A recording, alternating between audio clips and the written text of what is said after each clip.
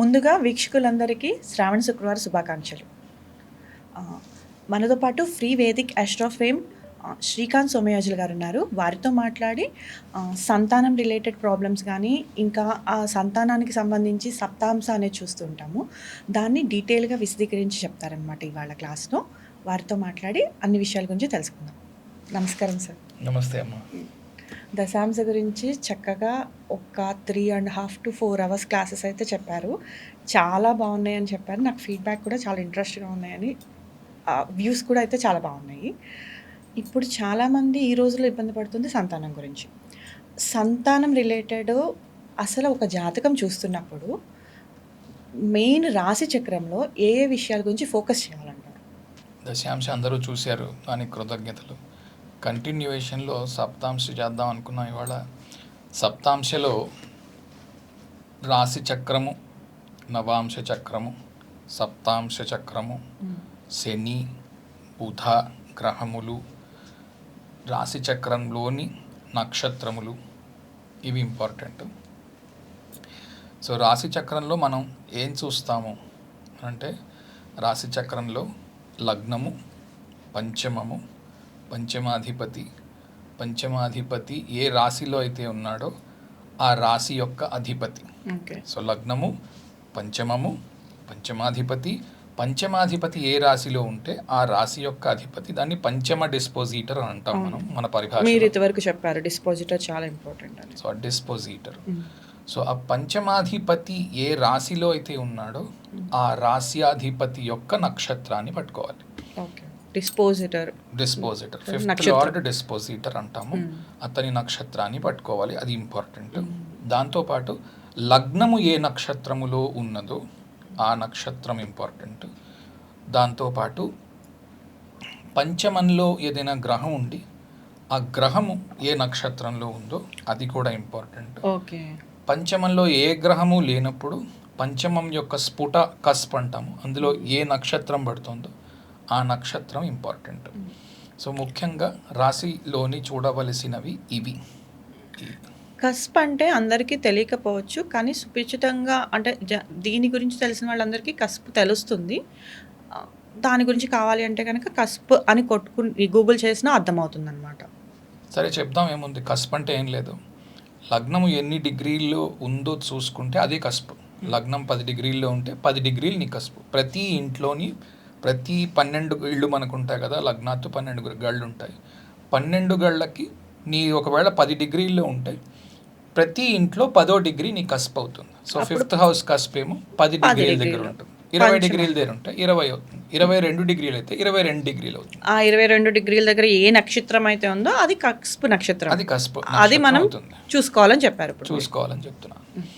So రాశి చక్రంలో చూడవలసినవి ఈ విషయాలు. ఓవరాల్గా పంచమానికి సంబంధించింది. పంచమంలో ఉన్న గ్రహము, పంచమాధిపతి ఉన్న డిస్పోజిటర్, వాటి నక్షత్రాలు కూడా అన్ని.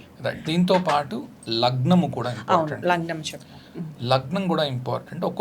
కొన్ని సార్లు లగ్నాత్తు కూడా వస్తాయి ఇబ్బందులు. సో లగ్నం యొక్క కస్ప్, లగ్నాధిపతి ఉన్న నక్షత్రము, లగ్నాధిపతి ఏ రాశిలో ఉంటాడో ఆ రాశ్యాధిపతి యొక్క నక్షత్రం, ఈ 3 నక్షత్రాలు కూడా ఇంపార్టెంట్.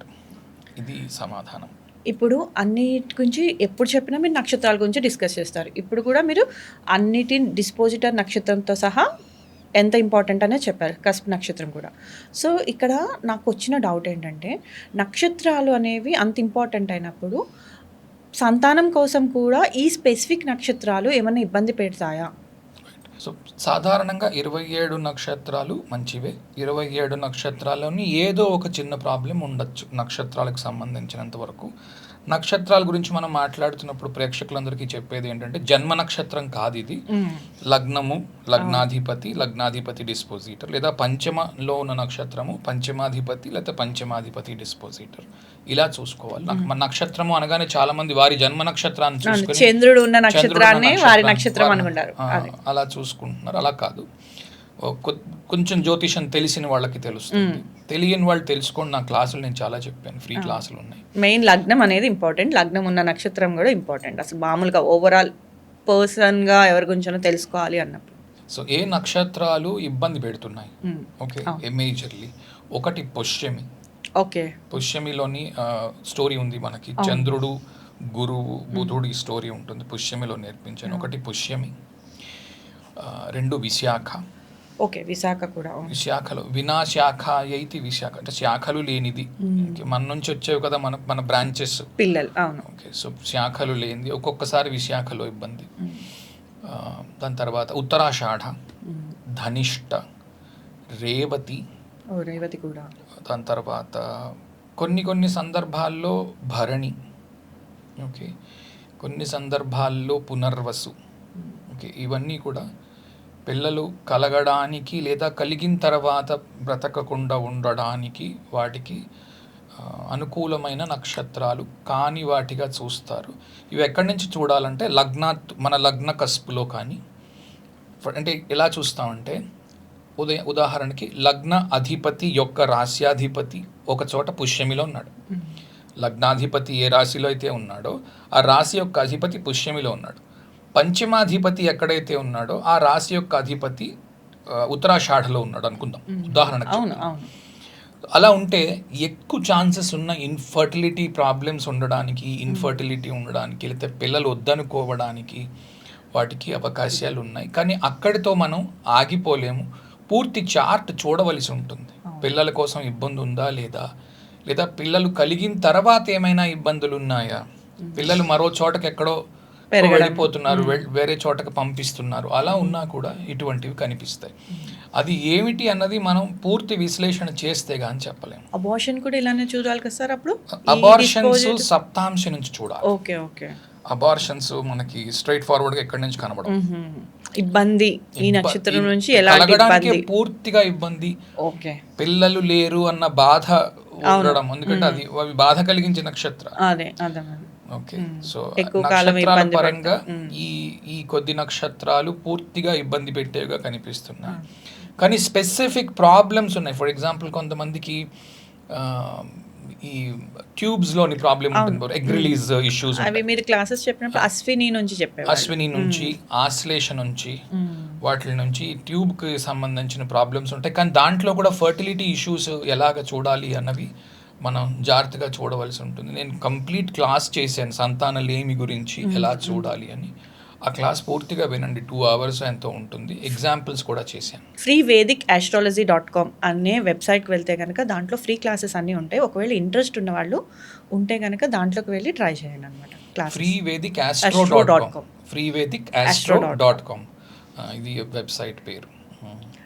ఇందాక మీరు ఫస్ట్ క్వశ్చన్ అడిగినప్పుడు నాకు జాతకంలో ఏమేమి పరిశీలించాలి అన్నప్పుడు నాకు శని బుధుల గురించి చెప్పారు. అంటే ఓన్లీ స్పెసిఫిక్గా 2 గ్రహాల గురించి మెన్షన్ చేశారు అంటే శని బుధులు అంత ఇంపార్టెంటా స్వామి పిల్లల సంతానానికి? రైట్. శని బుధులు నపుంసక గ్రహములు, న్యూటర్స్ అంటాం ఇంగ్లీష్లో. ఓకే, సో ఫర్టిలిటీ ఇష్యూస్ ఉండడము. ఓకే, సాధారణంగా ఏంటి, పిల్లలు కలగడం లేదు అంటే ఫర్టిలిటీ ఇష్యూస్ ఉన్నాయి. పాపం ఈ రోజుల్లో స్ట్రెస్ అనుభవిస్తున్నారు, సాఫ్ట్వేర్ జాబులు చేస్తున్నారు, జాబ్ ఎప్పుడు పోతుందో తెలీదు దానికోసం, లేదా ఇప్పుడప్పుడే పిల్లలు వద్దనుకోవడం, కొద్ది రోజులు వెయిట్ చేయడం. ఇంకో కొన్ని 2-3 కొత్త టర్మ్స్ విన్నాను. DINK అంటారు, DINK, double income no kids. Okay, DINK అంటున్నారు. ఓకే, అదొక కాన్సెప్ట్ వచ్చింది ఈ మధ్యన, పిల్లలే వద్దు అనుకోవడము. ఓకే, ఇవన్నీ కూడా మనకి సప్తాంశలో D1లో ఇవన్నీ కనిపిస్తాయి. మనం జాగ్రత్తగా పరిశీలన చేస్తే మనం తెలుసుకోవచ్చును ఈ కాన్సెప్ట్లో ఎవరు ఉన్నారు.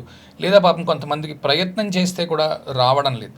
ఓకే, సో రకరకాల స్ట్రెస్, PCOD, PCOS వాటి కారణాలకి. సో ఈ గ్రహాలు సాటర్న్, మెర్క్యూరీ, శని బుధ గ్రహాలు 2 కూడా చాలా ఇన్ఫ్లుయెన్స్ చేస్తాయి ఈ నపుంసకత్వము, అంటే ఇన్ఫర్టిలిటీ అన్న ఉద్దేశం. అంటే శని ముసలివాడు అంటాము, బుధుడేమో మరీ చిన్న పిల్లవాడు, అందుకని కూడా ఇద్దరికి పిల్లలు కలిగించే సామర్థ్యము బాగా చిన్నవాళ్ళకి, వయస్సులో చాలా పెద్దవాళ్ళకి ఉండదు. ఫర్టిలిటీ అన్నది మిడిల్ ఏజ్లో మాత్రమే ఉంటుంది, యూత్ నుంచి మిడిల్ ఏజ్ వరకు మాత్రమే ఉంటుంది.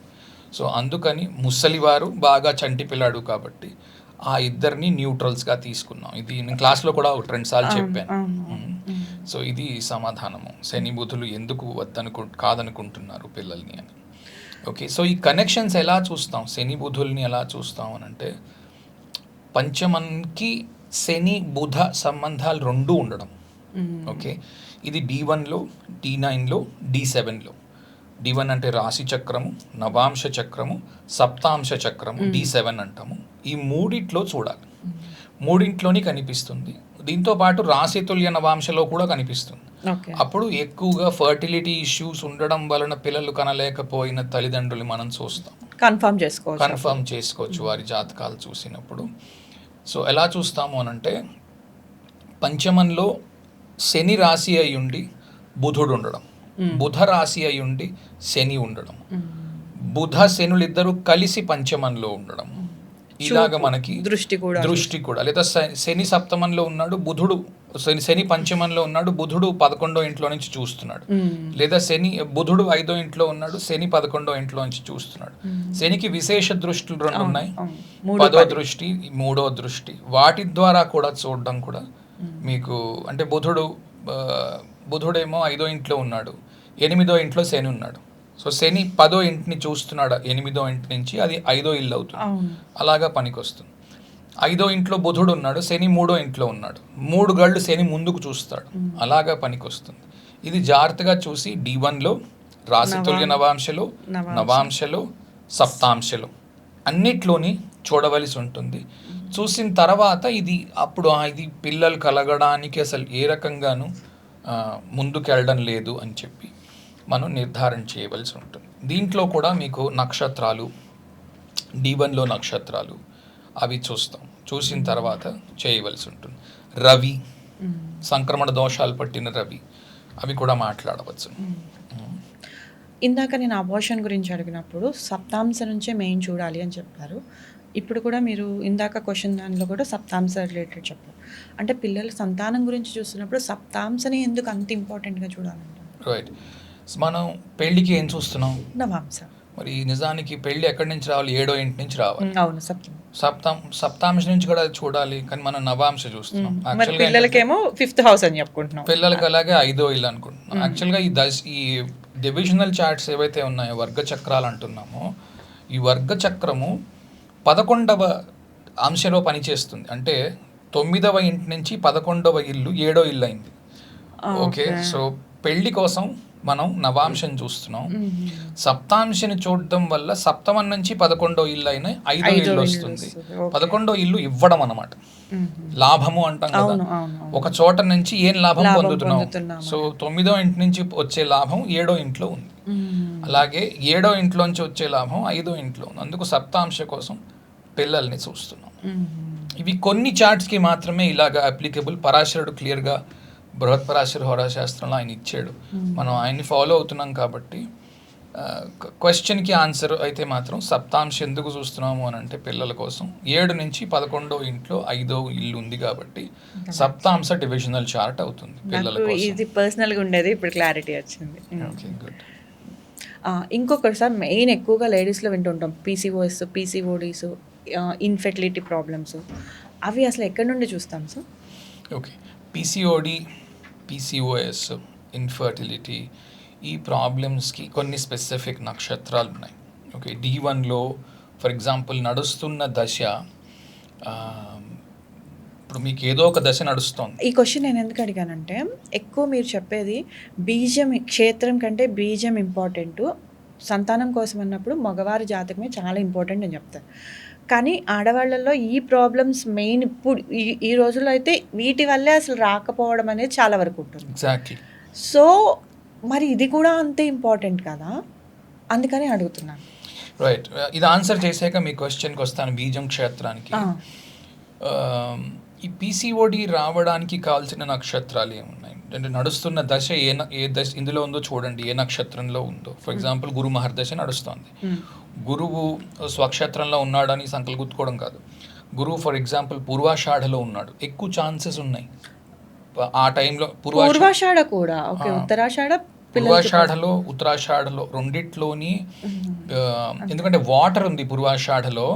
PCODకి సంబంధించిన ప్రాబ్లం ఏంటి అంటే వాటర్ డిశ్చార్జ్ సరిగ్గా లేకపోవడము, కావలసినంత డిశ్చార్జ్ రాకపోవడం, లేదా చాలా ఎక్కువగా డిశ్చార్జ్ ఉండడము, ఫైబ్రాయిడ్స్ ప్రాబ్లమ్స్ ఉండడము, పెయిన్ ఉండడము, మెన్స్ట్రల్ పెయిన్ ఉండడము, over discharge, under discharge issues ఉండడము, పీసీఓడి పీసీఓఎస్ ఇష్యూస్ ఉండడము, 1 పూర్వాషాఢ ఉత్తరాషాఢ, 2 భరణి, 3 పూర్వాఫల్గుని, దాని తర్వాత రేవతి.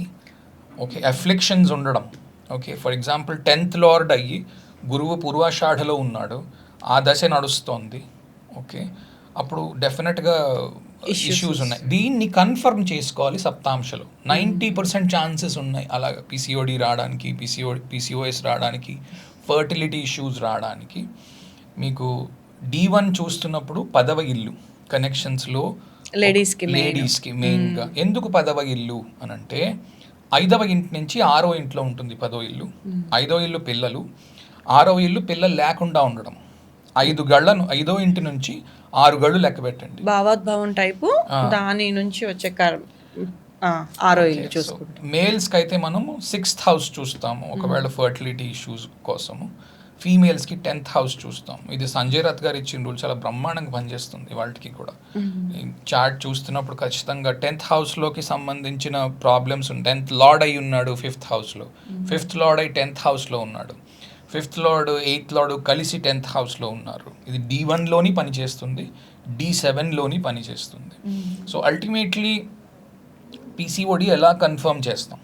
ఓకే, బలంగా ఉన్న గ్రహము అంటే స్వక్షేత్రము, ఉచ్చ, నీచ ఇట్లాంటి స్పెషల్ పొజిషన్స్లో ఉన్న గ్రహము 10వ ఇంట్లో. ఆడవాళ్ళకైతే 2వ ఇల్లు కూడా మీరు చెప్తుంటారు కదా స్వామి, 2వ ఇంట్లో కూడా. కానీ 2వ ఇల్లు ఎక్కువగా అబార్షన్స్కి, లేత నెలల్లోని కొంతమందికి 3 నెలలకు 2 నెలలకు పాపం కలుగుతుంది, ప్రెగ్నెన్సీ వస్తుంది కానీ నిలబడదు. ఓకే, దానికి ఏమంటారంటే swimmers are not healthy inside అంటారు. తర్వాత వెళ్ళిన తర్వాత ఆ ఎన్వైరన్మెంట్లో బతకలేక స్విమ్మర్స్ చనిపోవడం. అంటే మొదటి 20 రోజులు 30 రోజులు ఉండడము, తర్వాత లేత నెలల్లో పాపం వాళ్ళకి బ్లీడింగ్ అది అయిపోయి వెంటనే ఋతుస్రావం అంటారు అది జరగడం, గర్భస్రావం అంటారు అది జరగడం, దాంట్లోని ఇబ్బంది అవ్వడం, పెయిన్ ఉండడము, అవి మీకు 2nd హౌస్ నుంచి వస్తాయి. 10th హౌస్ నుంచి ఏంటి అంటే కలగకనే పోవడం. వాళ్ళు విశ్వ ప్రయత్నాలు చేస్తున్నారు, వాళ్ళకి చెప్తారు ఫలానా రోజులో ప్రయత్నం చేయండి, పాపం అన్నీ ఓపెన్గా వెళ్ళి వాళ్ళు చెప్పాల్సి ఉంటుంది, డాక్టర్ని సంప్రదించాలి, బోల్డ్ అంతా మాట్లాడాలి, మేము చేస్తున్నాం ప్రయత్నం. వాళ్ళ బాధలు వింటే వర్ణనాతీతంగా ఉంటాయి.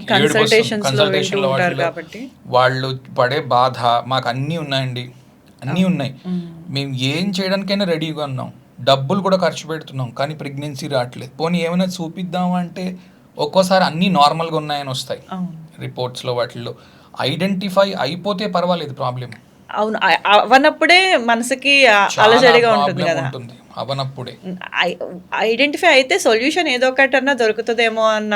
సో కనెక్షన్స్ ఈ 10వ ఇంటి నుంచి 5th house 10th house connections, 5వ అధిపతి 10వ ఇంట్లో ఉండడం, 10వ అధిపతి 5వ ఇంట్లో ఉండడం, 1వ అధిపతి 10వ ఇంట్లో ఉండడం, 1వ అధిపతి 8వ ఇంట్లో ఉండడం. So 8th house 6th house 10th house connections ఉండడము సాధారణంగా D7లో. ఇవి మీకు PCOD PCOS issues further on అవి పిల్లలు కలగకుండా అడ్డుపడడానికి ఉండే ఇష్యూస్గా ఇవి పరిణమిస్తాయి. ఇది సమాధానం. ఇందాక చిన్న డౌట్ వచ్చింది కదా స్వామి, అది బీజం క్షేత్రం గురించి విపులంగా వివరిస్తానన్నారు కదా, అదొక్కసారి చెప్పగలుగుతారా? బీజము మగవాడు బీజం విత్తనము ఆయన వేస్తున్నాడు, ఈవిడ క్షేత్రం. ఓకే, సాధారణంగా విత్తనము మంచిదైతే మనం చెట్లలో కూడా చూస్తాం. ఇప్పుడు ఫార్మర్స్ కూడా అందరూ ఏమంటారంటే విత్తనం మంచిదైతే నేల కొంచెం తక్కువ సారవంతమైందా అయినా సరే అది తట్టుకొని మొక్కగా ఎదగగలుగుతుంది. ఇన్నాళ్ళు వరకు చెప్తూ వచ్చిన ఇది కానీ ఈ మధ్యన ఈ పీసీఓడి పీసీఓఎస్లు బయలుదేరిన తర్వాత క్షేత్రానికి కూడా చాలా ఇంపార్టెన్స్ వచ్చింది. ఇప్పుడు క్షేత్రంలో బలం లేకపోవడం వలన బీజం ఎంత గొప్పదైనా సరే బేసిక్ సారం లేనప్పుడు నువ్వు దాన్ని మొక్కగా ఎదిగించలేవు. అందుకే చాలామంది రివర్స్లో కూడా చేస్తున్నారు. అంటే ఇప్పుడు ఈ ఏమంటారు IVFలు అవి చేయించుకునే వాళ్ళు ఫర్టిలైజేషన్ చేసే ఎగ్ ఏదైతే ఉందో డోనర్ ఎగ్ తీసుకొని ఆ డోనర్ ఎగ్తో ఫర్టిలైజ్ చేసి మళ్ళీ ఈవిడ దాంట్లో ప్రవేశపెడుతున్నారు. కారణం ఏంటి అంటే బయట నుంచి ఫర్టిలైజ్ అవ్వట్లేదు. ఆ రెండు ఇవి కూడా ఉన్నాయి, అవి కూడా పట్టుకోవచ్చు. సో ఇక్కడ క్షేత్రము ఇన్నాళ్ళు మనం ఎప్పుడు మాట్లాడినా క్షేత్రం కొంచెం వీక్గా ఉన్నా బీజం చాలా బ్రహ్మాండంగా ఉంటే అయిపోయేది. కానీ ఇప్పుడు ఏంటి అంటే క్షేత్రం చాలా వీక్గా ఉండే హారోస్కోప్స్ కూడా చాలా వస్తున్నాయి. మనకు అవి మిక్స్డ్గా కనిపిస్తుంది. అప్పుడు ఏమనిపిస్తుందంటే D1 చార్ట్లో ఇష్యూస్ ఉంటాయి, సప్తాంశలో ఇష్యూస్ ఉండవు. సో అప్పుడు నడుస్తున్న దశ ఏదో ఒకటి 8th హౌస్లోనో 6th హౌస్ కనెక్షన్లోనో కొద్దిగా 5th హౌస్ కనెక్షన్స్తోనో చిన్నపాటి 5th హౌస్ ప్రాబ్లమ్స్తోనో కనిపిస్తుంది. అప్పుడు ఇలాంటివి వేరే వారి డానర్ ఎగ్తో చేయడము. అంటే ఇక్కడ క్షేత్రం అంటే ఎగ్ ఒకటే వస్తుందా స్వామి? మొయ్యగలిగే మోస్ట్లీ ఎగ్ ఒకటి వస్తుంది, యూట్రస్ వస్తుంది. అంటే మొయ్యగలిగే కెపాసిటీ ఆ బాడీకి ఉందా లేదా అవి కూడా అక్కడనే కనిపిస్తాయి. రెండు ఒకటే, రెండు ఇంచుమించుగా ఒకలాగే ఉంటాయి. స్పెసిఫిక్స్ కావాలి అంటే D1 D7 వెనక్కి ముందుకి వేసుకు చూసుకుంటూ ఉంటే అచ్చా మీకు ఫైబ్రాయిడ్స్ వలన ఇష్యూ ఉందా, లేకపోతే చాలా మందికి కారణం తెలియకుండా ఫర్టిలైజేషన్ జరగట్లేదు. అవును అంతా బ్రహ్మాండంగా ఉంది, ఎవ్రీథింగ్ ఈజ్ నార్మల్, కారణం తెలియట్లేదు. సింపుల్ హార్మోనల్ ఇష్యూ అయినా మీకు దానికి ఇస్తారు హార్మోన్ ఇంజెక్షన్, అది కూడా కాదు, అన్నీ ఉన్నాయి కరెక్ట్ గా. చాలా మంది ఈ ప్రాబ్లమ్స్ తో ఎక్కువ సఫర్ అవుతున్నారు. వాటికి స్పెసిఫిక్ రెమెడీస్ ఉంటాయి, అవి చేయవలసి ఉంటుంది, చార్ట్ చూసి చేయాలి. ఓకే, ఫర్ ఎగ్జాంపుల్ ఏదో ఒక సందర్భం వచ్చింది కాబట్టి చెప్తున్నా. చాలా కాలం నుంచి తద్దినాలు పెట్టట్లేదు ఇంట్లో, పితృదేవతలకి స్మరణ లేదు. మాకెవరో చెప్పారండి, మేము మా ఇంట్లో రివాజ్ ఏంటంటే ఒక 20-15 ఏళ్ళుగా మా మామగారు అన్నారు, నేను పోతే తద్దినాలు పెట్టద్దు, ఆ డబ్బు తీసుకొని వెళ్ళి పేదవారికి ఇచ్చేయండి. ఖచ్చితంగా ఇవ్వండి, పేదవారికి ఇవ్వండి. కానీ కొన్ని వేల సంవత్సరాలుగా ఒక పద్ధతి అని ఒకటి ఉండేది, అలవాటు, ఆనవాయతి అని. ఆ పెడుతున్న తద్దినం చాలామంది ఏమనుకుంటున్నారంటే మీ నాన్నగారికి మాత్రమే చేరుతుంది అనుకుంటున్నారు. పొరపాటు. యాక్చువల్గా ఆ సోల్ వెళ్ళిపోయి వేరే చోట ఎక్కడో పుట్టే ఉంటుంది, ఎందుకంటే వెళ్ళిపోయిన వాడికి మళ్ళీ జననం ఉంటుంది. వీళ్ళందరికీ కలిపి పితృదేవతలను వాళ్ళు ఉంటారు, ఒక చోట ఉంటారు అన్నమాట. పితృదేవతలు పితృలోకంలో ఉంటారు. వాళ్ళకి మనకి ఇక్కడ ఒక సంవత్సరం పూర్తిగా గడిస్తే వాళ్ళకు ఒక రోజు గడుస్తుంది. సో అందుకే మనం తద్దినం పెట్టినప్పుడు సంవత్సరంలో ఒక రోజు పెడతాము కాబట్టి ప్రతిరోజు వాళ్ళకి అన్నం పెట్టినట్టు అవుతుంది. దానికి స్పెసిఫిక్ పద్ధతి ఉంది, అలాగే చెయ్యాలి. అంతేకాని నేను పేదవాడి ఆకలి తీర్చు, పేదవాడి ఆకలి తీర్చడానికి తద్దినం మానడానికి ఏం సంబంధం లేదు. నీ దగ్గర 10 రూపాయలు ఉంటే నీళ్లు నువ్వులు కలిపి వదిలి తర్పణం చేసి మీ నాన్నగారిని మడిగా గుర్తుపెట్టు, దండం పెట్టుకోవడానికి డబ్బు ఇవ్వాలా, డబ్బు వాళ్ళకే అయిపోయి పేదవాళ్ళకే అయిపో, దండం పెట్టు, ఒక బ్రాహ్మణుడిని పిలు. మీకు ఒక రివాజ్ ఉంది, ఒక రీతి ఉంది, మీ పూర్వీకులందరూ చేశారు. ఇప్పుడు సడన్గా నేను పేదవాడికి వాళ్ళు తెలివి తక్కువ వాళ్ళు ఇవ్వలేదా పేదవాళ్ళకి దానాలు? మీకంటే ఎక్కువ పెద్దవాళ్ళు చేశారు. ఇవాళ రూపాయి ఇచ్చి ఫోటోలు తీసుకుంటున్నారు అంటే బాధపడతారు కొంతమంది, కానీ మీ పెద్దవాళ్ళు అంతకంటే ఎక్కువ చేశారు. కానీ సంవత్సరానికి ఇన్ని వేలు, ఇప్పుడు ఒక రెస్టారెంట్కి వెళ్ళి భోజనం చేస్తే 10,000 అవుతుంది కదా. 300 నుంచి 500 రూపాయలు తద్దినం బ్రహ్మాండంగా పెట్టచ్చు. నీకు మనస్సు ఉండాలి, నీకు ఓపిక ఉండాలి, నువ్వు వంగి ఏంటంటారు చేయవలసిన కార్యం ఉంటుంది, ఫిజికల్ వర్క్ ఉంటుంది దాంట్లో. ఓకే, అది చెయ్యలేక నాకు ఆఫీస్ ఉంది ఇంకోటి ఉంది అని తప్పించుకొని మూర్ఖత్వాలకు పోయి జీవితాలు నాశనం చేసుకొని సింహం పాడైపోయి ఉంటుంది. క్లియర్గా చూడగానే తెలిసిపోతుంది, హారోస్కోప్లో చూడగానే సింహంలో క్లియర్గా ఉంటాయి. మీరు కూడా చాలాసార్లు చూసే ఉంటారు, నాతో పాటు నా క్లాసులు చాలా విన్నారు కాబట్టి మీకు క్లారిటీ ఉంటుంది. సింహం చూడగానే తెలుస్తుంది, ఇది పితృదోషానికి చూపిస్తున్న వ్యవహారము, ఇది పితృకార్యాలు సరిగ్గా చేయలేదు. వాటికి రెమెడీస్ చేయవలసినవి ఉంటాయి. ఓ సంవత్సరం పాటు ప్రతి అమావాస్యకి చేయవలసిన రివాజ్ ఉంటుంది. ఇది స్వయం పాకంగా ఇవ్వడము, అమావాస్యకి పితృదేవతల దగ్గర లెంపలు వేసుకోవడము, ప్రాయశ్చిత్తం నేను తదినం పెడతానని సంకల్పం చేయడము. వాళ్ళే చెప్పి వెళ్ళారు కదా పెట్టకూడదు, పొరపాటది, వాళ్ళకి సంబంధించిన విషయమే కాదు. ఇది మీ పితృదేవతలు అందరికీ కలిపి వెళుతుంది. అందులోని అన్నభాగం రకరకాల లెవెల్స్లో వెళుతుంది, వసువు రుద్ర ఆదిత్య రూపాలని. మన నక్షత్రాలన్నీ కూడా వసువులు రుద్రులు ఆదిత్య రూపాలు. ఇవి వసువు ఒక రకమైన పని చేస్తాడు, ఆదిత్యుడు మరో రకం పని చేస్తాడు. ఓకే, రుద్రుడు మరో రకం పని చేస్తాడు. ఆదిత్యుడి కింద కొన్ని నక్షత్రాలు, కొన్ని ఆదిత్యులు ఉన్నాయి, కొన్ని రుద్రులు ఉన్నారు, కొన్ని వసువులు ఉన్నారు. సో కిందకి ఆ మధ్యకి అలాగనమాట. వసు రుద్ర ఆదిత్య రూపాలు 3 పైకి వెళ్ళేవి. ఓకే, సో దాన్ని బట్టి పని చేస్తాయి.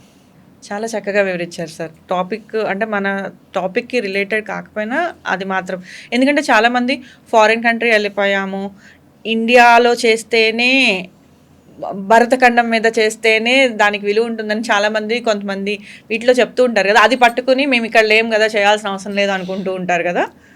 దానికి కూడా ఇప్పుడు మీరు అమెరికాలో ఉంటే అమెరికాలో తద్దినం పెట్టే బ్రాహ్మణులు బ్రహ్మాండంగా ఉన్నారు, పెట్టచ్చును. కుదరకపోయినా నువ్వులు వదిలినా చాలా అని చెప్తున్నారు. అస్సలు పెట్టని దానికంటే భరతఖండం కాకపోతే అమెరికా ఖండంలో ఉన్నావు అక్కడ పెట్టు. అస్సలు పెట్టని దానికంటే అది నయము. అంతే కదా. పిల్లలే లేకుండా ఇప్పుడు నీ వరకు మీ పెద్దవాళ్ళ పుణ్యం నడిచిపోయింది. కొంతమంది ఉన్నారు, మా నాన్నగారు కూడా పెట్టలేదండి నాకు పిల్లలు కలిగారు కదా అని వితండవాదం చేసేవాళ్ళు. పుణ్యక్షయము అని ఒకటి ఉంటుంది. నీకు నడిచిపోవడానికి కారణం నీ పై వాళ్ళు చాలా జాగ్రత్తగా చేసి ఉంటారు. ఒక 10 తరాలు చాలా బ్రహ్మాండంగా చేస్తే ఒక తరం కాపాడబడుతుంది. ఆ తర్వాత నువ్వు అనుభవించవలసిందే. నువ్వు చేసిన తప్పుకి నీ మనవలు అనుభవిస్తున్నారు.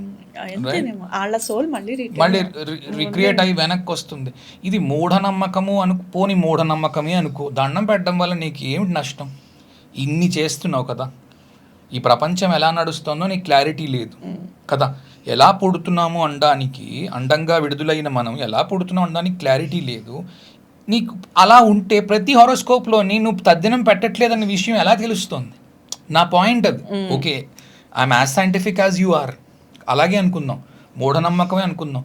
దండం పెట్టం. ఇప్పుడు మా నాన్నగారికి నువ్వు పెట్టట్లేగా, మీ నాన్నగారికి నువ్వు దండం పెడుతున్నావు, నష్టమే ఉంది? మీ నాన్న నీకు జన్మనిచ్చాడు, ఆస్తి ఇచ్చాడు, భార్యని ఇచ్చాడు, అన్నీ ఇచ్చాడు కదా. ఒక్క దండం పెట్టడానికి ఏమిటి నీకు బాధ? అది ఒక్క రోజు చెయ్యి, నీకు మళ్ళీ నీ పిల్లలు నీకే పట్టుకెళ్ళడు ఆ దండం. ఆయన ఉపయోగపడదు. అది మళ్ళీ తిరిగి నీ పిల్లలు గానో నీకు మళ్ళీ ఏంటంటారు, చాలా మంది పదవి అకౌంట్ ఉంటుంది కదా, వాళ్ళ అకౌంట్కే వస్తుంది మళ్ళీ, ఏదో ఎఫ్డి చేసినట్టు. 10 ఏళ్ళు పోయాక మళ్ళీ నీకే వచ్చి పడుతుంది. కొంతమంది పదవి కోసం పాకులాడుతుంటారు, నాకు పదవి రావట్లేదండి. పదవి రాకపోవడానికి కూడా ఇది కారణం అయి ఉంటుంది, పితృదేవతలకి చెయ్యకపోవడం. కొంతమంది నాకు పిల్లలు ఉన్నారు కదా బ్రహ్మాండంగా, నాకేం ప్రాబ్లం లేదు కదా. కాదు, నీకు పదవి పోయింది, నువ్వు రోజు పాకులాడుతున్నావు. ఎందుకు పదవి పోయింది? కింద 10 మంది ఉండి, నీకంటే కింద 10 మంది ఉండి నిన్ను పొగడాలి. అది కదా పదవి అంటే. నువ్వు ఇంద్రుడివి చంద్రుడివి అని నిన్ను పొగడాలి అంటే నీకెందో 10 మంది ఉండాలి. వాళ్ళు నీ పిల్లలు లాంటి వాళ్ళు లేరు, నిన్నెవరు సపోర్ట్ చేయట్లేదు. పదవి అంటే కుర్చీ మీద కూర్చోబెట్టడానికి, ఆ కింద ఎవరో కూర్చోవాలిగా. ఇక్కడ ఎవరు కూర్చోకపోతే ఈ కుర్చీకి విలువే ఉంది కదా. కింద ఎవడైనా కూర్చుంటే పైన కుర్చీకి విలువ. కింద ఎవరూ కూర్చోవట్లేదు అనుకో, ఈ కుర్చీ అంత ఆకాశంలో ఉన్నా ఒకటే, అక్కడి నుంచే భూమి మొదలవుతున్నట్లు లెక్క కదా. మీరు ప్రతిసారి నాకు దశ అనేది చాలా ఇంపార్టెంట్ అని చెప్తారు. ఇప్పుడు ఈ సంతానం రిలేటెడ్ ప్రాబ్లమ్స్ వచ్చినా, అసలు సంతానం కలగాలన్నా దశలు ఎలా అనుకూలిస్తాయి అంటారు?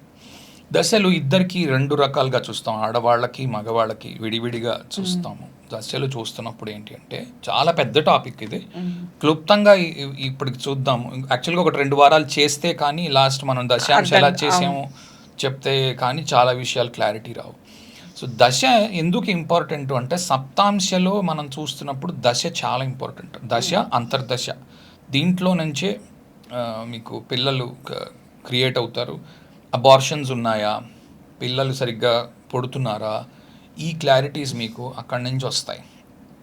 ఓకే, సో దశ అందుకు ఇంపార్టెంట్. సప్తాంశ లగ్న అధిపతి కానీ సప్తాంశ లగ్నానికి కానీ ఆర్గళ ఇవ్వడము. ఓకే, సప్తాంశ లగ్నాధిపతికి లేదా సప్తాంశ లగ్నానికి 5, 7, 12 ఉండడము, ఇవి దశని క్వాలిఫై చేస్తాయి. తర్వాత లార్డ్ ఆఫ్ ది చైల్డ్ అంటాం, కౌంటింగ్ అది ఉంటుంది. ఎలా ఉంటుందో మరోసారి ఎప్పుడైనా లేకపోతే వచ్చే వారము చెప్తాము. బట్ పర్టిక్యులర్ చైల్డ్, ఫస్ట్ చైల్డ్కి ఒక రాశిని చూడాలి, సెకండ్ చైల్డ్కి ఒక రాశిని చూడాలి. అది అంటే 5, 7, 9 ఇలా కౌంట్ చేస్తాం. ఆ కౌంట్ కూడా రివర్స్ ఉంటుంది, ఫార్వర్డ్ కౌంట్ ఉంటుంది, రివర్స్ కౌంట్ ఉంటుంది. దీనికి చాలా రూల్స్ ఉన్నాయి. ఆ రకంగా చూస్తే చాలా క్లారిటీ వస్తుంది, ఖచ్చితంగా చెప్పగలుగుతాం. ఓకే, ఇది అబార్షన్ వైపు వెళుతోంది, ఈ పర్టికులర్ టైంలో అబార్షన్ అయి ఉండాలి అని. ఓకే, జనరల్గా అబార్షన్స్ గురించి చూడడానికి 2-8 యాక్సెస్ చూస్తాం. 2-8 యాక్సెస్లో కొంతమందికి పిల్లలు పుట్టి వెంటనే చనిపోతూ ఉంటారు. Okay, less than 15 days 20 days ఉండి, లేదా కడుపులోనే పాపం చనిపోతూ ఉంటారు. ఓకే, వీటికి పెద్దగా తేడా లేదు, కానీ 2-8 యాక్సెస్లో ఎక్కువ గ్రహాలు ఉండడము. ఓకే, ఇప్పుడు అలా ఎందుకు జరుగుతుందంటే నీకు మనస్తాపం వస్తుంది కదా. ఇప్పుడు అవును అవును నీ కర్మలు ఏవో కరెక్ట్గా లేవు ముందు. ఓకే, వీటికి చాలా చిన్న చిన్న పరిహారాలు ఉంటాయి, చాలా చిన్నవి. 10 రూపాయలు, 100 రూపాయలు, 50 రూపాయల్లో నీవు ఇంట్లోనే కూర్చుని చేసుకోగలిగినవి చాలా వరకు ఉంటాయి. ఎక్కడికో వెళ్ళిపోక్కర్లేదు, ఏం లక్షలు ఖర్చు పెట్టక్కర్లేదు, ఏమి చేయక్కర్లేదు. భక్తి, నాకు కావాలి అనుకోవడం. ఇప్పుడు లైట్ ఉందనుకుందాం ఎక్కడైనా, ఆ లైట్కి ఒక స్విచ్ ఉంటుంది. ఇక్కడ ఏవో స్విచ్ బోర్డులు కనిపిస్తున్నాయి కదా అని అన్ని స్విచ్లు వేసావు, కానీ ఆ లైట్కి కనెక్ట్ అయి ఉన్న స్విచ్ ఎక్కడ ఉంటుంది, అది వేస్తేనే ఈ లైట్ వెలుగుతుంది. ఇవి ఎన్నిసార్లు వేసినా నీకేమి ఉపయోగం లేదు. దానికి సరిపడా పరిహారం చేస్తే యాక్టివేట్ అవుతుంది. అది కూడా ఇంట్లో కూర్చుని ఏదో ఒక చిన్నపాటి ఒక దీపం పెట్టడం ఒక చోట, ఒక పర్టికులర్ డేటీకి, లేకపోతే ఒక పర్టికులర్ మంత్రం చేయడం, లేకపోతే ఇప్పుడు ఇగో ఈ పితృకార్యాలు చేయకపోతే అవి ఖచ్చితంగా చేయడము, లేదా అమ్మా నాన్నని తిట్టి. కొందరు ఉంటారు, మా అమ్మగారికి నాన్నగారికి నాకు పడదండి, వాళ్ళు ఎంటేసాను ఇంట్లో నుంచి, వాళ్ళు మా ఆవిడ రాగానే ఆవిడ ఇదిగా చూశారు, నాకు పిల్లలు కలగట్లేదని ఇలాంటి అమాయకమైన ప్రశ్నలు అడుగుతారు. అలా ఉంటే మాత్రం అలాంటివి కరెక్ట్ అవి చూపిస్తాయి చార్ట్లో. ఓకే, అప్పుడు అడుగుతాం, మీ అమ్మగారు నాన్నగారితో సరిగ్గా అంటే ఇంత స్ట్రైట్గా అడగకపోవచ్చు, మరో రకంగా అడుగుతాం, మీకు వారికి ఏమైనా అభిప్రాయ భేదాలు ఉన్నాయా, వారు మీరు కలిసి ఉండట్లేదా అని. మా అత్తగారికిన్ను మా అమ్మగారికిన్ను మా ఆవిడకిన్ను పచ్చగడ్డి వేస్తే భగ్గుమంటుందండి, నేను చాలా చెప్పడానికి ప్రయత్నం చేశాను, ఒకరు కలవట్లేదు, ఇంకా అందుకని వాళ్ళనే రిక్వెస్ట్ చేసి వేరే చోట పెట్టాను, వాళ్ళు బాధపడుతున్నారు. ఇప్పుడు కొన్ని కుటుంబాలు ఉంటాయి, మేము కలిసి ఉండి బాగోలేకపోతున్నాం అని చెప్పి ఓకే అని విడిపోయాం, కానీ బాగానే ఉన్నాం. వాళ్ళకి బాధ లేనంత వరకు ప్రాబ్లం ఉండదు. లేకపోతే ఇది ఇది మన మకరంలో చూపిస్తూ ఉంటుంది, ముఖ్యంగా ఉత్తరాషాఢలో, తర్వాత శ్రవణంలో, ధనిష్టలో చూపిస్తూ ఉంటుంది. బాధపడుతున్న తల్లిదండ్రులు, ఓకే, ఆ పర్టికులర్ దశలు అవి వచ్చినప్పుడు, దాని డిస్పోజిటింగ్ దశలు వచ్చినప్పుడు, అక్కడి నుంచి వాళ్ళకి ఏం చెప్తామంటే, పిల్లలు కావాలి కదా, ఓకే, అమ్మ నాన్నకి దండం పెట్టడంలో ఏమీ తప్పులేదు, ఫస్ట్ చెయ్యు. అది లేకుండా నీకు పిల్లలు కలగడం ఇంపాసిబుల్, జరగదు అలా. వాళ్ళు బాధపడుతూ నీకు పిల్లలు ఎలా కలుగుతారు? లేదండి వాళ్ళకి చత్తీస్ కాకడ అంటారు కొంతమంది. అంటే నువ్వు ఏమైనా చేయి, వాళ్ళు మాత్రం రాకూడదు ఇంటికి, వాళ్ళకి మాత్రం నేను భోజనం పెట్టను. తప్పు ఏమైనా ఉండని, మా అమ్మగారిదే తప్పు అనే ఉద్దేశంలో ఉండు కాదు. అయినా కూడా జన్మనిచ్చారు కాబట్టి వాళ్ళు తల్లిదండ్రులు కదా, అది నీ భార్యకు నువ్వు సరిగ్గా చెప్పుకోవడంలో ఉంటుంది. రెండోది, నీ కర్మ సరిగ్గా లేదు, అందుకే వారి తిట్లు నువ్వు పడవలసిన ఇది నీకు వచ్చింది. అదైనా ఇప్పుడు నువ్వు పడ్డావు అనుకో, ఆ తిట్లు నువ్వు పడ్డావు అనుకో, అట్లీస్ట్ క్యారీ ఫార్వర్డ్ ఉండదు, అక్కడికి అయిపోతుంది. అలా కొంతమంది ఏం చేస్తారంటే, అమ్మమ్మ అవి భరించలేకపోతున్నాం అని చెప్పి విడదీస్తారండి రెండింటిని. సాధారణంగా అందుకే నేను అవి అనుభవించే, అట్లీస్ట్ నీకు వడ్డీ లెక్క అది కట్టి మళ్ళీ ఇంకోటి తీసుకొని వచ్చి ఇవ్వకుండా ఉంటాడు. ఓకే, ఇది చెప్పేది చాలా వరకు. ఇందాక చెప్పారు కదా దశ రిలేటెడ్ అవుతున్నప్పుడు, ఈ స్పెసిఫిక్ దశలో ఐవీఎఫ్లో అవి ట్రై చేసేవాళ్ళు అది కూడా చెప్పొచ్చా సార్, ఈ టైంలో అవుతుంది అనేది కూడా? మంచి ప్రశ్న. ఐవీఎఫ్లో ట్రై చేసేవాళ్ళు పాపం ₹1,00,00,000 అవుతుంది, 2-3 టైమ్స్, 70 లక్షలు. మనీ కంటే కూడా హెల్త్ కదా మెయిన్ హెల్త్ ఒకటి, ఎందుకంటే వాళ్ళు మొత్తం సూదులతో వాటితో గుచ్చేసి మొత్తం పాడు చేస్తారు లైఫ్ ని. ఒక దశలో ట్రై చేస్తారు పాపం, ఆ దశలో అవ్వకపోవచ్చు, హోప్ వదిలేస్తారు, తర్వాత అయ్యే ఛాన్సెస్ ఉంటుందా ఆ దశ అని కూడా చూడొచ్చు. దానికి అనుకూలంగా ఉండే దశలు, అంతర్దశలు చూసి ఈ టైంలో మీరు ప్రయత్నం చేయండి, ఇది చాలా అనుకూలంగా ఉంది అని హై యాక్యురసీలో చెప్పచ్చు. అంటే నేను అడిగేది ఐవీఎఫ్ నార్మల్ కూడా ట్రై చేస్తే దశను బట్టి అవ్వచ్చు, కానీ నేను అది కాదు, ఓన్లీ ఐవీఎఫ్ మాట్లాడుతున్నాను. ఫలానా టైంలో మీరు ప్రయత్నం చేయండి, మీకు ఎక్కువ పాసిబిలిటీ ఉంది. ఎన్ని నంబర్ ఆఫ్ అబార్షన్స్ అయ్యాయి కౌంట్ చేస్తాం, చేసి ఇన్ని అబార్షన్స్ అయ్యాయి అని లెక్క పెడతాం. లెక్క పెట్టి దాంట్లో నుంచి మనం ఫలానా చైల్డ్, ఇప్పటికి వీళ్ళు 4 అబార్షన్లు అయ్యేది 5th చైల్డ్, అలా కౌంట్ చేసి అలా చేస్తాం. ఓకే, లేదా కొన్ని చెప్తాం, అడుగుతాం, ఇన్ని అబార్షన్లు అయ్యాయి అని, 3 అయ్యాయి అని, లేదు 2 అయ్యాయి అంటారు, అప్పుడు ఇంకో వరకు వెయిట్ చేయండి అంటాం. ఆ తర్వాత 4th డే ఉంది అంటాం.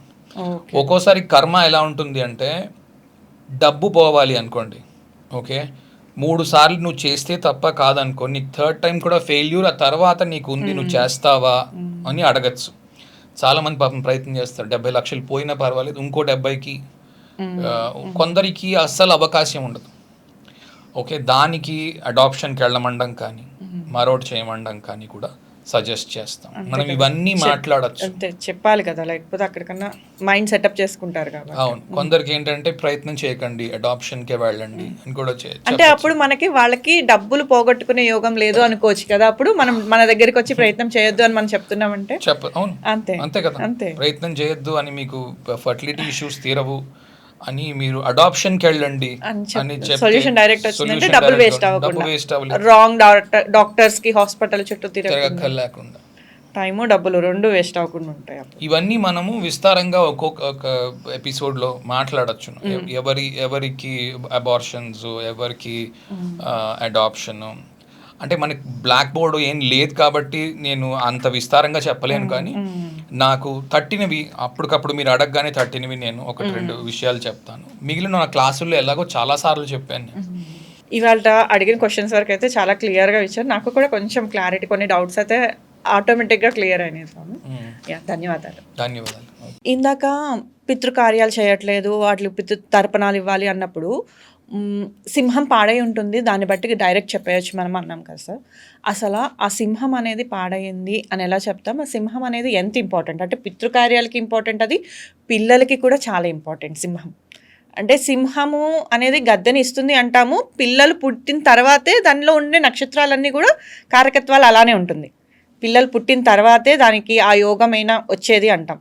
అలా సింహం అనేది ఎంత ఇంపార్టెంట్, అసలు దానిలో స్పాయిల్ అయింది అనేది ఎలా తెలుస్తుంది? జనరల్గా చూసేది ఏంటి అంటే, వితౌట్ ఏమీ యూజ్ చేయకుండా సింపుల్ టెక్నిక్స్లో సింహంలో శని, సింహంలో రాహు, సింహంలో కేతువు, ఇవి జనరల్గా తీసుకుంటున్నారు. కానీ ఇది ఒక్కటే కాదు ప్రమాణం. ఓకే, చాలామంది పితృదోషము అనగానే సింహంలో శని ఉన్నాడు కాబట్టి పితృదోషము, సింహంలో రాహు ఉన్నాడు కాబట్టి పితృదోషము, సింహంలో కేతు ఉన్నాడు కాబట్టి పితృదోషము. ఇది ఒక్కటే, అక్కడ ఆగిపోకండి. ఆ ఉన్న రాహువో కేతువో శనో, ముఖ్యంగా ఈ 3 గ్రహాలు, కుజుడు కూడా, కుజుడు కూడా పాపగ్రహములు ఏవి సింహంలో ఉన్నా ఇవి అఫ్లిక్షన్లోకి వస్తాయి. కానీ అవి 5వ ఇంటికి 9వ ఇంటికి కనెక్షన్లో ఉండడం. అంటే ధనస్సు లగ్నమై సింహములోని శని ఉన్నాడు, 9వ ఇంట్లో శని ఉన్నాడు. ఓకే, ఇప్పుడు పంచమం భావం పాడయింది. ఇక్కడి నుంచి కూడా తండ్రికి తద్దినం పెట్టట్లేదేమో అన్నది కనిపించచ్చు. లేదా 9వ ఇంటి డిస్పోజిషన్, 9వ ఇంటి యొక్క అధిపతి ఏ రాశిలో ఉన్నాడో ఆ రాశి అధిపతి ముఖ్యంగా మఖలో పితృనాం మఖ అని ఉంటుంది నక్షత్రంలోని మంత్రము. పితృదేవతలు నువ్వు తద్దినం పెట్టట్లేదు కాబట్టి ఏడుస్తున్నారు.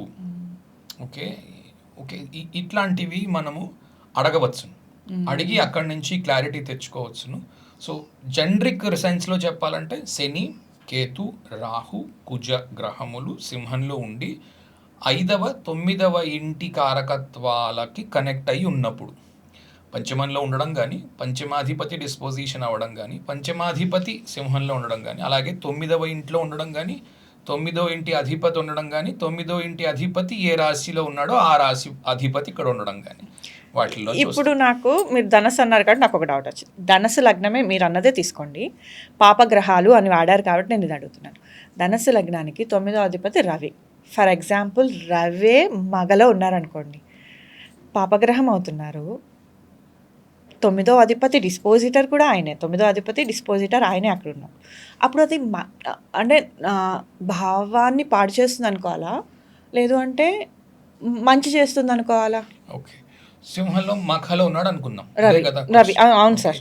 2-3 ఎగ్జాంపుల్స్ ఇస్తాను. రవి 0 డిగ్రీల మీద ఉన్నాడు అనుకుందాం, 0 degrees జస్ట్ ఎంటరింగ్. ఇది ఫర్టిలిటీ ఇష్యూస్ని ఇస్తుంది. ఇది రవి సంక్రమణ దోషం కింద వస్తుంది. ఓకే ఓకే, 0 degrees మీద లేడు రవి, 2 డిగ్రీలో 3 డిగ్రీలకు వచ్చాడు. ఇతనికి ఏంటంటే పితృణాం మఖ రుదంతః, ఓకే ఉండి దాని తర్వాత అపభ్రంశో అవస్థాతను ఉంటుంది. ఓకే, కింద పడిపోవడం, ఎత్తు మీద నుంచి పడిపోయిన వాడు అని అర్థం. ఓకే, 9th house కాబట్టి 9th house ఎత్తులో ఉంటుంది, 9-10 ఇళ్ళు ఎత్తు. ఆ ఎత్తు మీద నుంచి మనిషి కింద పడిపోయిన వాడు అంటే కాళ్ళు విరగొట్టు, రవిదశ వచ్చింది, కాలు విరిగినవాడు రవిదశలో. లేదా ఏదో పెద్ద ఉద్యోగం చేసి నేను ఇంకే పని చెయ్యను అని ఇంటి దగ్గర రిటైర్ అయ్యి కూర్చున్నవాడు. మఖలో పెద్ద ప్రిన్సిపాల్, స్కూల్కి చాలా పెద్ద స్కూల్, ఆ ఊళ్ళో అదే ఆ రాష్ట్రానికి అది పెద్ద స్కూల్, అంత పెద్ద స్కూల్లో పెద్ద ఉద్యోగం చేసి రిటైర్ ఏజ్ లో వస్తే ఓకే, అదే ముందు వచ్చిందంటే స్పాయిల్, లైఫ్ స్పాయిల్. అది రిటైర్డ్ ఏజ్ లో వస్తే మంచిదే. రిటైర్మెంట్ చేసి ఇంకేం చెయ్యను, ఏ రకంగానూ ఇన్కమ్ సంపాదించట్లేదు, కానీ బాధపడుతున్నాడు రోజు. ఏమని, నన్ను పదవిలో ఉన్నంత కాలము అందరూ వచ్చి పలకరించారు, ఈ రోజు నా పదవి పోయింది కాబట్టి నన్ను ఎవ్వరూ పలకరించడం లేదు అని ఒక రకంగా బాధపడుతున్నాడు. రెండవది, ఒక రకంగా సంతోషిస్తున్నాడు. నేను ఏ పని చెయ్యక్కర్లేకుండా నా జీవితం ప్రశాంతంగా వెళ్ళిపోతోంది, నేను కోరుకున్నది ఇదే. ఓకే, రెండు వైపులా ఉండొచ్చు. ఓకే, లేదా భార్య ఇది మధ్య వయస్సులో వచ్చింది అనుకుందాం, 40 ఏళ్ళకో 35-40 ఏళ్ళు, భార్య రోజు అవమానిస్తోంది. చాలా పెద్ద ఆఫీసరు, పెద్ద డబ్బు సంపాదిస్తున్నాడు, కానీ భార్యకి తానంటే చులకన. కారణాలు ఏమైనా కావచ్చు. 1-2 ఉదాహరణలు ఇస్తాను. ఒకటి, బాగా డబ్బు నేను తెచ్చుకొని వచ్చాను కాబట్టి, నువ్వు చదువుకున్నావు, నీకు ఉద్యోగం వచ్చింది, నువ్వు పేదవాడివి, మా నాన్న డబ్బు ఇచ్చాడు కాబట్టి నువ్వు ఇవన్నీ కొనగలిగావు. నీ జీతం, ఇప్పుడు జీతంలో ఎంత వస్తుంది, నువ్వు ఐఏఎస్ ఆఫీసర్ అయిపోవు, ఎంత వస్తుంది జీతం? అక్కడ ఇక్కడ బలకని చేతులు పెట్టకపోతే సాధారణ ఐఏఎస్ ఆఫీసర్లు ఈ రోజుల్లో మన ఐటీ వాళ్ళు తెచ్చుకుంటున్న దాంట్లో సగం తెచ్చుకోవట్లేదు. పూర్తి ఐఏఎస్ అయినా కూడా ఏమీ లాభం లేదు నిజానికి కదా. సో కాబట్టి కొందరు, ఇప్పుడు అతను చాలా స్ట్రిక్ట్ ఆఫీసర్, బల్ల కింద రూపాయి చేయబెట్టాడు, చాలా పెద్ద ఐఏఎస్ ఆఫీసర్ ఉంటారు కదా, నాకు తెలిసిన ఒకటి ఉంటారు, చాలా మంచి ఇది, బల్ల కింద చేయబెట్టడం. ఓకే, ఈవిడ రోజు అవమానిస్తూ ఉంటుంది, నీ జీతంతో నా కుక్కకి బిస్కెట్లు అట్లా, ఓకే, నేను కట్టే చీరపాటు లేదు నీ జీతం, ఈ రకంగా అవమానం పొందడం, ఇదొక రిజల్ట్. లేదా పితృకార్యాలు చెయ్యట్లేదు, అది ఒకవేళ పితృకార్యాలు చెయ్యనప్పుడు మాత్రమే నీకు రవి స్వక్షేత్రంలో ఉండి 9వ ఇంట్లో ఉండి అప్పుడు పిల్లలు లేకుండా ఉంటుంది. ఓకే ఓకే, లేదు అంటే చేస్తే నీకు పొజిషన్ కూడా వచ్చింది, ఇందాక చెప్పిన ఐఏఎస్ ఆఫీసర్, కానీ బలకిని చేయి పెట్టట్లేదు కాబట్టి భార్య అవమానం చేస్తుంది. అది వేరే చోట్ల నుంచి వచ్చింది. సప్తమాధిపతి కూడా ఇప్పుడు రవి పక్కనే కదా ఉంటాడు బుధుడు, ధనస్సు నుంచి సప్తమాధిపతి ఏమో పూర్వ ఫల్గుణిలో ఉన్నాడు, పుబ్బలో ఉన్నాడు, మఖలో రవి ఉన్నాడు. సో భార్య తెలివి తక్కువగా భర్తను అవమానపరుస్తుంది. తెలివి లేదు భార్యకి, భర్తని అవమానించకూడదు అన్న విషయం ఇంట్లో తెలుసుకోలేదు. తండ్రి దగ్గర ఇంతకు ముందు పూర్వజన్మలో మంచి కర్మలు ఉన్నాయి ఆవిడకి, పెద్ద ఇంట్లో పుట్టింది, ఆవిడ చేసింది అంతే. నాన్న బాగా డబ్బు సంపాదించాడు, ఒక్కతే కూతురు, కోట్ల ఆస్తి ఉంది, గారాబంగా పెరిగింది. ఓకే, భర్తని 10 మంది ముందు చులకనగా మాట్లాడరాదు అన్న విషయం ఈ అమ్మాయికి తెలియదు. కారణం ఏంటంటే ఇతని కూడా తప్పుంది. ఇతను ఏంటంటాడంటే, నాకు వచ్చే జీతం 2.5 లక్షలే, నువ్వు దీంట్లో బతకాలి తప్ప మీ నాన్న దగ్గర నుంచి మాటికి డబ్బు తెచ్చుకోకూడదు అని. అదేమిటిది, నాకు రోజుకి 2 లక్షలు ఖర్చు అవుతుంది, నాకు నెల మొత్తానికి నువ్వు 2.5 లక్షలు ఇప్పుడు ఖర్చు పెట్టమంటే నేను ఎక్కడి నుంచి, నేనేం మానేను? ఇప్పుడు బాగా డబ్బు ఉన్న వాళ్ళ సంగతి చూడండి, 30 లక్షలు 50 లక్షలు ఈజీగా ఖర్చు అవుతుంది. మనలాంటి వాళ్ళంటే ఇప్పుడు 10,000లో బతికంటే 10,000లో బతుకుతాం, 50,000లో బతికంటే 50,000లో బతుకుతాం, కానీ వాళ్ళు అలా చేయలేరు. వాళ్ళ చుట్టూ మనుషులు బోర్డు అంతా ఇది సరంజామా అంతా ఉంటుంది, అవన్నీ బతకడానికి రోజుకి నాకు 2 లక్షలు ఖర్చు అవుతుంది, నువ్వు నన్ను నెల మొత్తానికి 2 లక్షలు ఖర్చు పెట్టంటున్నావు, ఇది జరిగే పని కాదు, నువ్వు చేతకాని వాడివి అన్నమాట అంటుంది. అమ్మాయికి తెలియదు విషయం, ఇలా అనకూడదు, 10 మంది ముందు భర్తను అవమానించకూడదు అని. అంటే పుబ్బ మీద అయ్యేపటికి అమాయకత్వం ఉంటుంది, అమాయకత్వం రావడం వల్ల. ఓకే, ఉత్తరా ఫల్గుణి అనుకోండి, అమాయకత్వం మొట్టమొదట ఉండి ఒక 10 ఏళ్ళు 15 ఏళ్ళ తర్వాత భర్తను తెలుసుకొని అప్పుడు ఆహా నా భర్త చెప్పిందే కరెక్ట్ అనమాట, అదే సమంజసం అనమాట అని తర్వాత తెలుసుకుంటుంది. ఉత్తరా ఫల్గుణిలో కూడా ఇది కొంత ఉంటుంది. ఆ బుధుడు మళ్ళీ అటు ఆశ్లేష కూడా ఉండొచ్చు కదా, వెనక్కి ఉండొచ్చు కదా. ఆశ్లేష ఉన్నది అనుకోండి వేరే రకంగా ఉంటుంది, అప్పుడు డిస్పోజిషన్ ఇక్కడికి రాలా, సప్తమాధిపతి డిస్పోజిషన్ అప్పుడు ఆ సప్తమాధిపతి ఎక్కడున్నాడో చూసుకోవచ్చు. ఇప్పుడు ఇతను ఇప్పటికీ కానీ అవమానిస్తున్నారు, ఇతన్ని ఎవరు అవమానిస్తున్నారో తెలుసా? ఉత్తర అవే ఉన్నాడు అనుకుందాం, సింహంలో బుధుడు లేడు, అవమానాలు పొందుతున్నాడు ఆఫీస్లో. ఓకే ఓకే, ఎవరు అవమానిస్తున్నారంటే ఇతను పై అధికారి, బాస్, నవమం కాబట్టి నవమం కదా, నువ్వు ఎందుకు చెప్పిన పని చేయలేవు? పెద్ద మార్కులు వచ్చాయి, 99 మార్కుల్లో స్టేట్ ఫస్ట్ వచ్చి ఈ కంపెనీలో జాయిన్ అయ్యావు.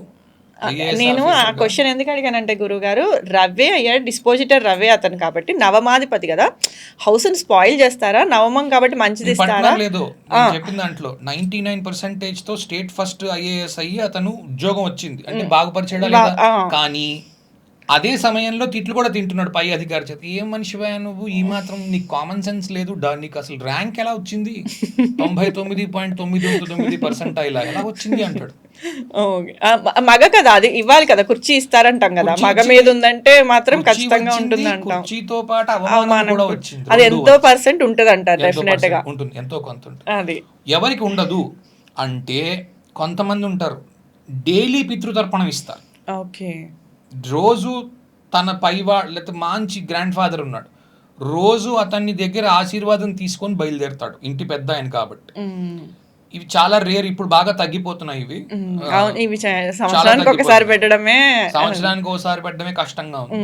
ఇవి చాలా బ్రహ్మాండంగా ఉంది రివార్డింగ్. మాకు అంటే ఇంకా ఒక పొజిషన్ తర్వాత ఇంకో పొజిషన్, ఇంకో పొజిషన్ తర్వాత ఇంకో పొజిషన్, పెద్ద ఆఫీసర్ అవుతాడు. సో ఒకటే చార్ట్, ఒకటే పొజిషన్ లో ఇన్ని రిజల్ట్స్ రావాలి. అది ఉంది అని ఐ మీన్ మంచి రావచ్చు చెడు రావచ్చు, అది చేసేదాన్ని బట్టి. ఇంకో ఎగ్జాంపుల్ ఇస్తా. రవి మఖలో ఉన్నాడు, ఎక్కడైనా ఉండొచ్చు, 10 డిగ్రీలో ఎక్కడ, అదే 4 పాదాల మీద ఎక్కడైనా ఉండొచ్చు. ధనస్సు లగ్నము, ఓకే, లగ్నం 0 degrees ఉంది, ఓకే, 0 degrees ఉంది. గురువు స్వక్షేత్రంలో ఉన్నాడు. స్వక్షేత్రం అంటే మీనం అవ్వచ్చు అంటారు, లగ్నంలోనే పూర్వాషాఢలో ఉన్నాడు. నడుస్తూ నడుస్తూ మేడ మీద నడుస్తూ పారాపెట్ వాల్ చూసుకోకుండా పైనుంచి కింద పడిపోయాడు. ఓకే, కోమాలో ఉన్నాడు 20 ఏళ్ళు. బతుకుతాడో తెలీదు, వెళ్ళిపోతాడో తెలీదు. 20 ఏళ్ళు దశ మారలేదు, దశ మారినప్పుడు కూడా ప్రాబ్లం. అలాగే ఉంది మరి. చంద్రుడు కూడా అక్కడే ఉన్నా, మళ్ళీ అదే హౌస్ లో ఉన్నా, మీకు ఇంకో రకంగా ఉన్నాడు, అక్కడే ఉన్నాడు అనుకుందాం. ఓకే, రవి దశ చంద్ర దశ వరుసగా అలా 10 degrees రవి, 0 degree లగ్నము, 15 degrees ఎంతో ఇక్కడ గండాంతరం ఉన్నట్టు కదా, లగ్నము గండాంతంలో ఉంది కదా, అందుకని అతను పర్సన్ గా ఇబ్బంది పడి 20 పైనుంచి పడిపోయాడు. ఓకే, సో స్వక్షేత్రంలో ఉన్నాడని సంకల్ గుర్తుకుని కింద పడిపోయాడు. దశ రవి దశ, రవి నవమంలో అక్కడ కూడా 10 degrees ఉన్నాడు, 10 degrees ఉన్నాడు. ఓకే, సో అదే యాక్టివేషన్ ఆఫ్ టైం అనేది దశ నుంచి వస్తుంది. ఇది జాగ్రత్తగా చూసుకుంటే ఒకటే చార్ట్ లో ఇన్ని చెప్పచ్చు. అది నేను అంటే ఇప్పుడు మనకి గురుదశ రాలేదనుకోవాలా సార్, అంటే గురుదశలో పుట్టడం ఇంకా గురుదశ రాలేదనుకోవాలి, ఎందుకంటే లేకపోతే గురుదశ వచ్చుంటే ముందు గురుదశలో ఏదో ఒకటి ఉండేది కదా, అప్పుడు లగ్నం 0 degrees లో ఉన్నప్పుడు లగ్నం ఇంకా గురుదశ వస్తే రవిదశ రాదు, రవిదశ వస్తే గురుదశ రాదు. అదే నాకు అందుకని అడుగుతున్నా. సరే, మీ పాయింట్కి వస్తాను. ఫర్ ఎగ్జాంపుల్ గురుదశే వచ్చింది అనుకుందాం, 0 degrees మీద లగ్నం ఉంది, ఓకే, గురువు అక్కడే ఉన్నాడు, పుట్టినప్పుడే కిడ్నీలో ఏదో ప్రాబ్లం ఉంది, 18-20 ఏళ్లకు తెలిసింది, మరొక 10 ఏళ్ళు బతికి చనిపోయాడు. అంటే లగ్నం ఇబ్బంది పడాలి, లగ్నం గండాంతంలో ఉంది కనుక, 0 degrees మీద ఉంది కనుక, ఇది ఓన్లీ ఇది ఓన్లీ జ్యేష్ఠ మూలకి మధ్యలో ఉన్న 0 degree మీద ఉంది కాబట్టి అంతే, అంత త్వరగా. రెండోది రవి 29 degrees ఉన్నాడు, చంద్రుడు 0 degrees ఉన్నాడు, ఇవి కనిపిస్తాయి చాలా. సో అన్ని గండాంతాల్లో అంటే అన్ని ఆఖరి డిగ్రీస్ లో ఉన్నాయి, లగ్నం గండాంతంలో ఉంది. ఇప్పుడు ఇది కొంచెం ఎంత బలంగా గ్రహాలు ఉంటే, చంద్రుడు స్వక్షేత్రంలో ఉన్నాడు అనుకుందాం, ఓకే, 0 degrees, ఓకే, ఎక్కడ మన స్వక్షేత్రం అంటే కర్కాటకంలో ఉన్నాడు, ఓకే, రవి ఉచ్చలో ఉన్నాడు అనుకుందాం, మేషన్లో 0 degree 29 degree, ఓకే. ఇప్పుడు ఇవన్నీ కూడా ఏమొచ్చాయి, గండాంతంలోకి తీసుకెళ్ళాయి, మనిషిని బతకనివ్వవు. ఓకే, దానికి మృత్యుంజయ హోమాలు, చూడగానే ఆయుష్ హోమాలు ఇవి చేయించేవారు ఒకప్పుడు. ఇప్పుడు పంతుళ్ళు ఏవో డబ్బులు చేసుకుంటారేమో దీనివల్ల, ఎందుకంటే ఆయుష్ హోమము అవి ఖరీదైన పనులు అంత, ఎందుకంటే టైం పడుతుంది, ఇన్ని గాయత్రీలు చేస్తారు, ఇంతసేపు పడుతుంది ఆయుష్ హోమం అది చెయ్యాలంటే. సో అవి చేసుకోగలిగితే మంచిది. ఓకే, అంటే ఇప్పుడు అన్ని గండాంతరాలు, ఇప్పుడు మనకు 3 గండాంతరాలు వస్తాయి సార్, జలతత్వం నుంచి అగ్నితత్వంలోకి వెళ్ళి, అన్ని గండాంతరాలు ఒక్కటే డేంజర్ టైప్ అంటారా? ఈ జ్యేష్ఠ నుంచి జ్యేష్ఠ మూలే పెద్ద డేంజర్ అంటారు, ఎందుకంటే జ్యేష్ఠలో ఇంద్రుడు ఉన్నాడు, మూలలో రాక్షసులు ఉన్నారు. ఎందుకంటే అక్కడ రేవతి అంత రేవతిను అశ్విని అంత కాదు, క్షీరసాగర మథనం అవుతుంది. క్షీరసాగర మథనంలో ఒకవైపు ఇంద్రుడు, మరోవైపు రాక్షసులు, ఇది లాగుతున్నారు మందర పర్వతాన్ని పెట్టి హాలాహలం తిరుగుతున్నారు. ఫస్ట్ ఓకే, హాలాహలం హాలాహలం వస్తుంది కదా. వస్తుంది అందులోంచి. ఆ మందర పర్వతం కరెక్ట్ గా జంక్షన్ లో ఉంది, మూలకి జ్యేష్ఠకి మధ్యలో.